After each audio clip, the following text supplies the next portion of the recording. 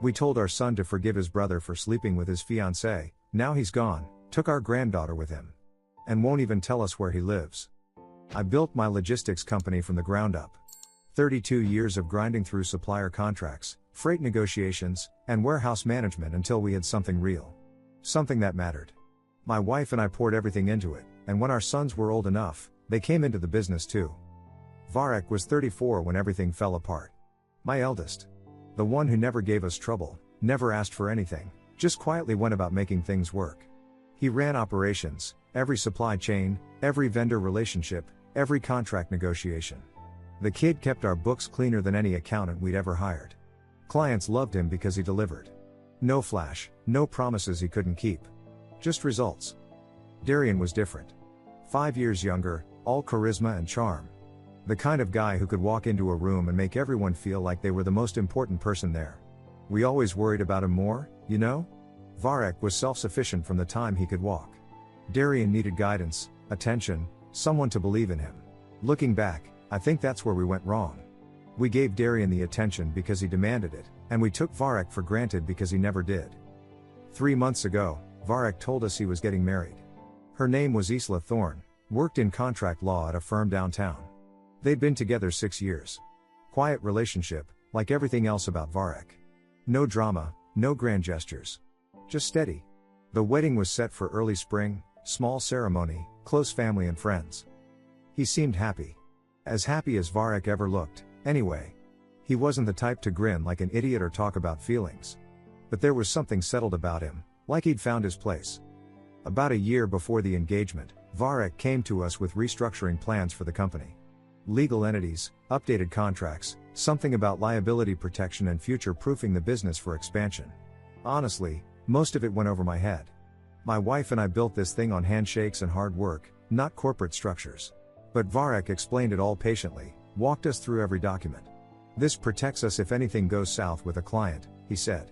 Separates operational risk from personal assets. Standard stuff. We signed everything he put in front of us. Why wouldn't we? The kid had never steered us wrong. Every decision he made grew the business. Every system he implemented worked. He'd earned our trust 1,000 times over. Darian worked at the company too, mostly sales and client relations. He was good at bringing people in, making them feel valued. But it was Varek who made sure we could actually deliver what Darian promised. They complemented each other, or so I thought. 2 weeks ago, Varek seemed off. Nothing obvious, he still showed up on time, still ran everything with his usual precision. But there was something different in his eyes when he looked at Darian. Something cold. I asked him if everything was okay with the wedding. Fine, he said. That was it. Just fine. I should have pushed. Should have asked more questions. But Varek had always been private, and I respected that. Figured if something was really wrong, he'd tell us. Last Tuesday, things were normal. Varek handled a major contract renewal with our biggest client. Darian closed a new account. We had dinner as a family, talked about the wedding timeline, discussed expanding to a second warehouse location. Everything felt solid. Then last night happened. It was almost midnight when I heard the knock. Not a doorbell ring, a knock. Heavy, deliberate. The kind of knock that says this isn't a casual visit. I opened the door and there was Varek. Still in his work clothes, face completely blank. Not angry, not sad. Just nothing. We need to talk, he said.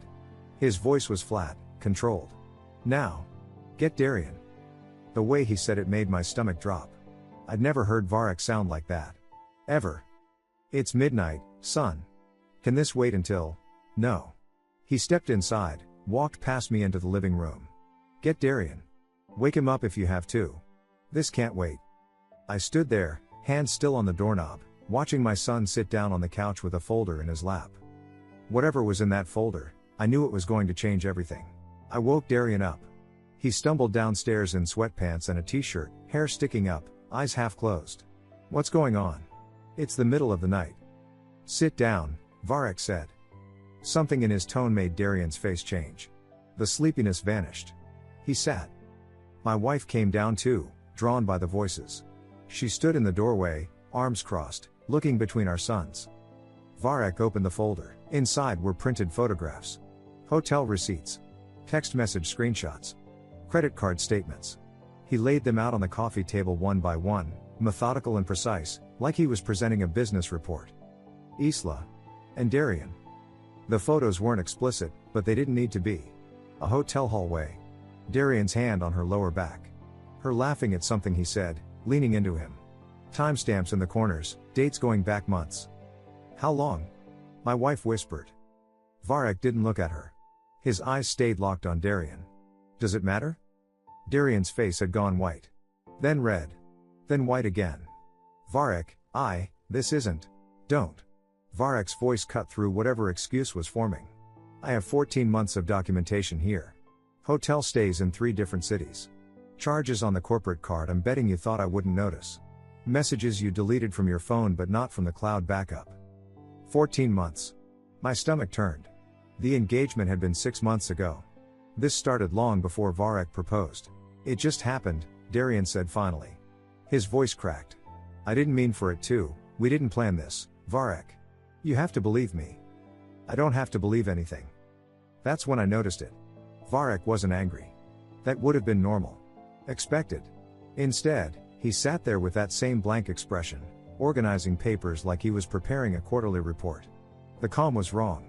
Unnatural. It scared me more than any shouting match would have. Where's Isla now? I asked. Gone. Varek tapped one of the statements. Cleaned out the apartment 2 days ago while I was at the warehouse. Took everything that mattered. Left the ring on the kitchen counter. My wife made a small sound. Darian stared at the floor. I came here, Varek continued, still in that flat tone, because you're my family. Because I wanted to handle this properly. Give you a chance to do the right thing. He finally looked at me. Really looked at me. So I'm asking, what happens now? The question hung in the air. I looked at Darian, 29 years old, my youngest, the son who'd always needed me to fix his mistakes. He was crying now, silent tears running down his face. Then I looked at Varek. 34. Steady. Strong. The son who'd never asked for anything, never needed protection, never caused problems. I made my choice. This is salvageable, I heard myself say. Darian made a mistake. A terrible mistake. But he's your brother. We don't destroy this family over one woman. Varek's expression didn't change. Isla's gone anyway, I continued. What's done is done. You can move past this. We all can. We just need time. Time, Varek repeated. Your brother needs you, my wife added quietly. We all need each other. That's what family means. I reached across the table, put my hand on Varek's arm. Blood matters more than pride, son. Whatever happened, whatever hurt you're feeling, family comes first. It always has. Varek stared at me for a long moment. Long enough that I started to think maybe I'd gotten through to him. Maybe he understood what I was trying to say. Then he stood up. Collected his folder. Tucked it under his arm. Understood, he said. Just that. One word. He walked to the door. Didn't slam it. Didn't say anything else. Just left, closing it quietly behind him. I turned to Darian. It'll be okay. Give him space to cool down. He'll come around. He's logical, he'll see this as the right thing. My wife nodded. We kept the family together. That's what matters. We went back to bed. I actually felt relieved.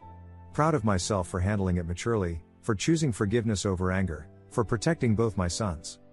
I woke up the next morning feeling good about what I'd done. Varek was gone. His phone went straight to voicemail. All morning. Every call. He's cooling off, I told my wife over breakfast. Give him a day or two. Darian sat at the table, not eating, staring at his coffee. He looked like hell. Good, I thought. He should feel bad. But he'd learn from this. They both would. We'd get through it as a family. By noon, I was getting concerned. I drove to Varek's apartment across town. Knocked on the door. No answer. I tried the landlord. Mr. Calder moved out 2 weeks ago, she said, scrolling through her records.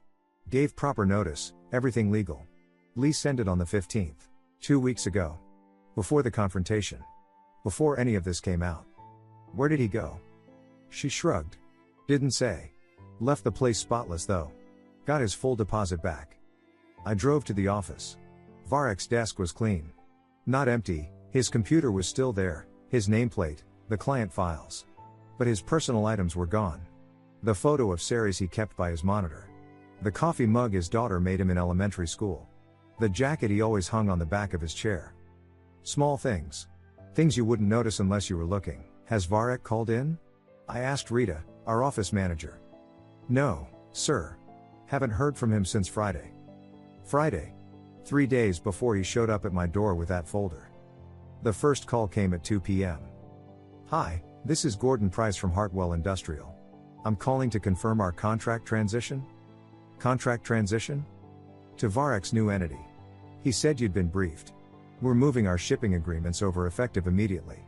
Better terms, and frankly, Varek's always been our main contact anyway. My mouth went dry. Mr. Price, I think there's been some confusion. No confusion. I have the paperwork right here. Signed by your office 3 months ago authorizing the transfer. Varek walked me through it personally. 3 months ago. I hung up. Pulled up our contract files. Started going through them with hands that weren't quite steady.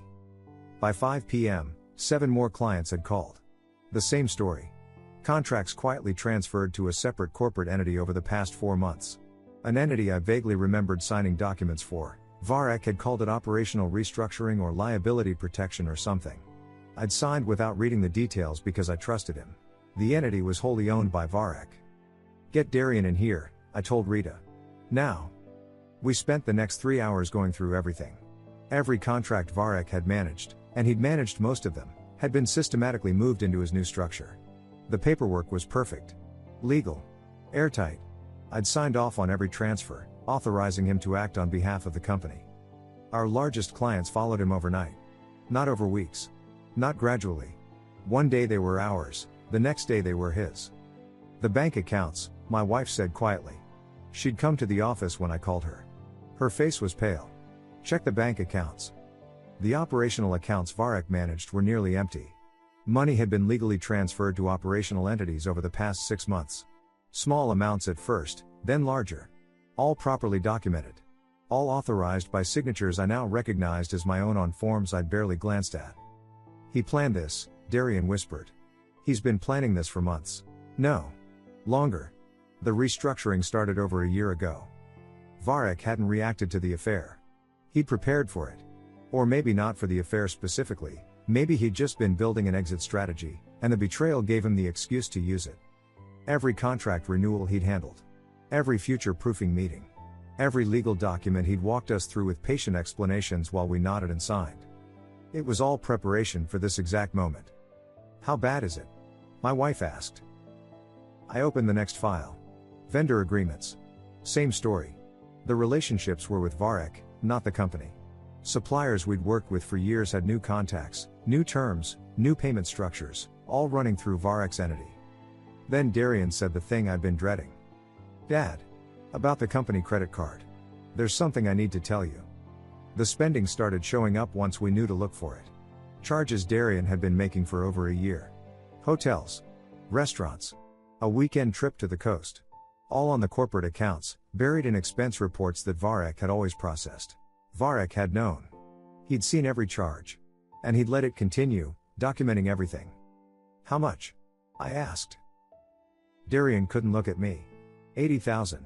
Maybe more. We were drowning. Clients gone. Revenue streams severed. And debt we didn't even know existed. I tried Isla's number. Disconnected. Tried her law firm. Ms. Thorne resigned 3 weeks ago. No forwarding contact. 3 weeks ago. Like Varek's apartment. Like everything else. They'd both vanished. I sat in my office until well past midnight, staring at the ruins of what I'd built. My wife had gone home. Darian was somewhere, probably drinking. Then I remembered Ceres. Varek's daughter. 11 years old. Sweet kid who visited the office sometimes after school. Maybe she'd heard from him. Maybe she knew where he went. I pulled out my phone and dialed the number I had for her. The number you have reached is no longer in service. I drove to Ceres' school the next morning. Lincoln Elementary, 15 minutes from Varek's old apartment. I'd been there before for her science fair last year, watched Varek stand in the back with quiet pride while she explained her volcano project to judges. The principal's office smelled like coffee and old carpet. Mrs. Henderson looked confused when I explained why I was there. I'm sorry, but Ceres Calder was withdrawn from our school 3 weeks ago. 3 weeks. The same timeline as everything else. Withdrawn? Where did she go? Her father enrolled her elsewhere. That's all the information I have. Did he leave a forwarding address? A new school district? Mrs. Henderson's expression shifted to something like pity. Mr. Calder was very clear that he didn't want any information shared. I'm sorry. I can't help you. I sat in my car in the school parking lot for 20 minutes, hands gripping the steering wheel. Varek had taken Saris, my granddaughter, erased every trace of where they went. No address. No phone number. No way to reach them. He'd vanished completely. The business collapsed over the next 8 weeks. Without Varek's systems, nothing worked. Shipments got delayed because I didn't know which suppliers to call. Orders got mixed up because the tracking systems he'd built were in his head, not on paper. Clients who stayed with us, the few who hadn't followed Varek, started having problems we couldn't fix. Darian tried to step up. Tried to run operations the way Varek had. He lasted 4 days before admitting he had no idea what he was doing. All those years working alongside his brother, and he'd never learned how anything actually functioned. Varek just handled it, he kept saying. I thought he'd always be there to handle it. The debt from Darian's spending got worse. 80,000 became 90, then 110 once we found charges he'd forgotten about. Corporate credit cards he'd maxed out. Personal loans he'd taken using company assets as collateral. Assets that were now worthless. We had to let people go. Rita cried when I told her. She'd been with us for 12 years. I understand, she said. I'm sorry this happened to you. I wanted to tell her it wasn't something that happened to us. It was something we did to ourselves. By October, we were selling equipment to cover payroll. By November, we were negotiating with creditors. By December, we closed the doors. 32 years. Gone. I hired a private investigator. Former police detective, came highly recommended. I gave him everything, Varek's old addresses, Saris' school records, known associates, client contacts. 2 weeks later, he came back empty. Your son is good, he said. Really good. No digital footprint. No property records under his name. No new business licenses in any state database I can access. If he's operating somewhere, he's doing it under corporate structures I can't penetrate without a warrant. What about Saris? She's 11. She has to be in school somewhere. Not under that name. I checked every enrollment database I have access to. Either he changed her name, or he's homeschooling, or she's registered under something I can't trace. I paid him for his time. He gave me a refund. I don't take money when I can't deliver results. I'm sorry. Your son doesn't want to be found. My wife stopped eating. Lost weight she couldn't afford to lose. Stopped sleeping through the night. I'd wake up and find her at the kitchen table at 3 a.m., staring at old photos of the boys when they were young. We did the right thing, she'd say. We kept the family together. But we hadn't. That was becoming clear. Darian moved back home. 29 years old, sleeping in his childhood bedroom, unemployed. He'd apply for jobs, get rejected. His resume showed 5 years at a family business that no longer existed, with skills he couldn't actually demonstrate. I don't know how to do anything, he admitted one night, drunk on cheap whiskey. Varek did everything. I just showed up and smiled. I wanted to be angry with him. Couldn't quite manage it. I'd enabled this. We both had. 6 months after that midnight confrontation, a letter arrived. Certified mail, required signature. Inside was a single piece of paper. No return address. No law firm letterhead. Just a message, typed and centered. You told me to move on. I did. That was it. 8 words. I stared at it for an hour. Turned it over looking for more. There was nothing else. My wife read it and started crying. Not the loud, dramatic kind. The quiet, defeated kind that's somehow worse. He's never coming back, she whispered. We can fix this, I said. We can explain. We can apologize. We just need to find him. But even as I said it, I knew it was a lie. Varek didn't want to be found. Varek didn't want our explanations or our apologies. Varek had moved on, exactly like we told him to. The worst part came a year later. I ran into Gordon Price at a restaurant. The Hartwell industrial guy, one of our first lost clients. He was polite, asked how I was doing. I gave him the corporate answer, fine, transitioning, exploring new opportunities. Glad to hear it, he said. Varek's doing incredible work, by the way. Expanded into 3 new states. We're getting better service now than we ever did before. My smile felt like broken glass. That's great. Really great. You raised a hell of a son, Gordon said, clapping me on the shoulder. Smart as they come. We're lucky to have him. After he left, I sat there with my untouched food. Somewhere out there, Varek had rebuilt everything we lost. Bigger. Better. More profitable. And he did it without us. 2 years after that midnight confrontation, I was living in a rental house half the size of what we'd owned. My wife's health had deteriorated, stress, the doctor said, but we both knew it was more than that. It was grief. The kind that settles into your bones and doesn't leave. Darian was on his third job in 18 months. Retail, warehouse work, whatever would hire him. He'd show up for a few weeks, then stop going. Make excuses. Blame the management, the hours, the customers. Never himself. He still lived with us. Still drank too much. Still talked about the business like it was something that happened to him, not something he helped destroy. I kept my ear to the industry. Couldn't help it. 32 years in logistics doesn't just disappear from your blood. I'd hear things at trade shows, through old contacts, whispered conversations at industry events I no longer belonged at. That's how I learned the truth about what Varek had built. He'd relocated to another state, I never found out which one. Started a new logistics company within 6 months of leaving. Used every relationship he'd spent years cultivating, every vendor connection, every operational system he'd perfected. The clients who left us weren't just working with him. They were thriving. I'd hear testimonials at conferences. Best service we've ever had. Varek Calder runs the tightest operation in the industry. Wish we'd switched to him years ago. Within 18 months, he'd expanded into 3 states. By year 2, he was handling contracts we'd never been big enough to touch. The company I'd spent 3 decades building was a local operation. Varek's was becoming regional. He did in 2 years what took me 30. And he did it better. Through careful questions and industry gossip, I pieced together fragments about Ceres. She was enrolled in a private school somewhere under a name I didn't know. Excelling academically. Happy, according to someone who'd seen Varek at a conference and asked about her. She had no memory of us. Why would she? She'd been 11 when she disappeared. Now she was 13, being raised by a father who deliberately erased her grandparents from her life. I tried writing letters. Sent them to Varek's new company address, the only location I could find. Every single one came back marked returned to sender, refused. I tried calling the business line once. Got a receptionist with a pleasant voice who asked what my call was regarding. I'm his father. I need to speak with Varek Calder. A pause. 1 moment, please. 2 minutes of hold music. Then a different voice, older, professional. Mr. Calder is not available. Please don't call this number again. Click. I sat with what I'd done. Really sat with it.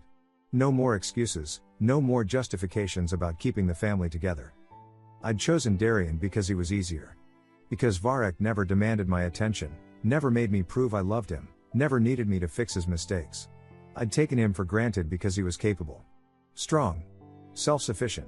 And when he needed me, really needed me, I'd told him his pain mattered less than my comfort. Blood matters more than pride, I'd said. What I meant was, your brother's feelings matter more than yours. His mistakes are forgivable. Your standards are negotiable. Don't make this hard for me. Varek had heard exactly what I meant. My wife died in her sleep on a Tuesday morning in March. Heart attack, the coroner said. She was 62. Too young. But the stress, the grief, the weight of knowing what we'd lost, it destroyed her just as surely as any disease. I tried to reach Varek to tell him. Left a message with his company. Sent an email that probably never reached him. Nothing. He didn't come to the funeral. Darian showed up drunk, cried through the service, made it about himself. She never stopped loving us, he slurred afterward. She knew we didn't mean for any of this to happen. That's when I finally understood the difference between my sons. Darian thought we were victims of circumstance. That bad things happened to us through no fault of our own. Varek knew the truth. We'd made choices. We'd chosen wrong. And consequences weren't negotiable. 3 weeks after the funeral, I received an envelope. No return address, but I recognized the law firm name from industry connections, high-end corporate attorneys, the kind Varek would use. Inside was a single page. A message from Varek's legal team. Our client wants you to know, he doesn't hate you. Hate requires caring. You're simply irrelevant now. He's moved on. You should too. I read it 5 times. 10. 20. Irrelevant. Not I'm angry. Not I can't forgive you. Just. Irrelevant. We didn't matter enough to hate. We were nothing. Background noise in a life he'd rebuilt without us. I'm writing this 3 years after Varek walked out of my living room and said understood. There's no redemption arc coming. No reconciliation. No moment where he shows up and we all hug it out. That's not how this story ends. This is how it ends. I cut Darian off 6 months ago. Told him he needed to figure out his own life, that I couldn't keep enabling him. He called me selfish. Said I was abandoning him when he needed me most. Last I heard, he's working at a big box store in the next county, still drinking, still blaming everyone else for how his life turned out. Isla had a kid. Not Varek's, the timeline doesn't work. Maybe Darian's, maybe someone else's. I don't know and I don't care. She's a single mother now, from what I understand. The woman who helped destroy my family is struggling with her own consequences. I feel nothing about it. The business I spent 32 years building is gone. Sold off in pieces to cover debts. The name still exists somewhere, a holding company bought the shell, but it's not mine anymore. Everything I built is dead. Everything Varek built is thriving. Through industry contacts I've pieced together fragments of his new life. He runs a logistics operation across 6 states now. Reputation for excellence, client retention rates that make other companies jealous. He's apparently a ghost in the industry, doesn't go to conferences, doesn't network, just delivers results that speak for themselves. Ceres is 15 now. I saw a mention of her in a local paper from a city I won't name, Academic Achievement Award, honor roll, something like that. Different last name than Calder. Varek changed it, probably to make sure we could never find her. She's thriving too. Has a life I'll never be part of.